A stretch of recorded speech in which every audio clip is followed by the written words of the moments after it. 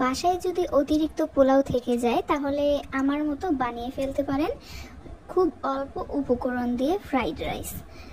তো আমিও ঘরে থাকা অল্প কিছু উপকরণ দিয়ে বানিয়ে ফেললাম ফ্রাইড রাইস আমার মন মতো। চলুন রেসিপিটি শুরু করা যাক।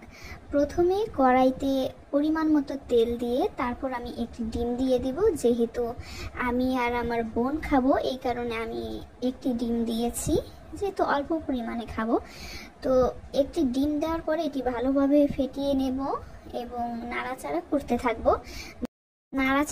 থাকবো এবং ঝুরি ঝুরি বানিয়ে ফেলবো। এরপর দিয়ে দিব পেঁয়াজ কুচি এবং মরিচ কুচি দিয়ে দেব। মরিচ কুচি এবং পেঁয়াজ কুচি দেওয়ার পরে ভালো মতো নাড়াচাড়া করতে থাকবো। এরপর 1 চিমটি লবণ দিয়ে দেব।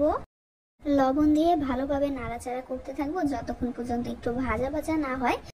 খুব সামান্য উপকরণ দিয়েই আপনি ঘরে বসে বাচ্চাদের জন্য এভাবে বানিয়ে নিতে পারবেন। তো আশা করি সবার কাছেই ভালো লাগবে। এরপরে আমি সামান্য জিরা গুঁড়া দিয়ে দেব। জিরা গুঁড়া দিলে একটু ঘ্রাণ আসে, তো এই ঘ্রাণটা অনেক সুন্দর লাগে এবং স্বাদও বেড়ে যায়। এখানে আমি আর কোনো মশলা বা অন্য কিছু অ্যাড করব না, যেহেতু আমি খুব সিম্পলভাবে বানাচ্ছি, তাই আমি আর কোনো কিছু অ্যাড করব না। আপনারা চাইলে আপনাদের মন মতো একটু টমেটো সস বা সয়া সস এগুলো অ্যাড করতে পারেন। তো এখন আমাদের মেইন উপকরণ হচ্ছে পোলাও। তো আমি পোলাও অ্যাড করে দিব। পোলাও অ্যাড করার পর ভালোভাবে একটু নাড়াচাড়া করে নিব, সবগুলো যেন একসাথে একটু মিশে যায়।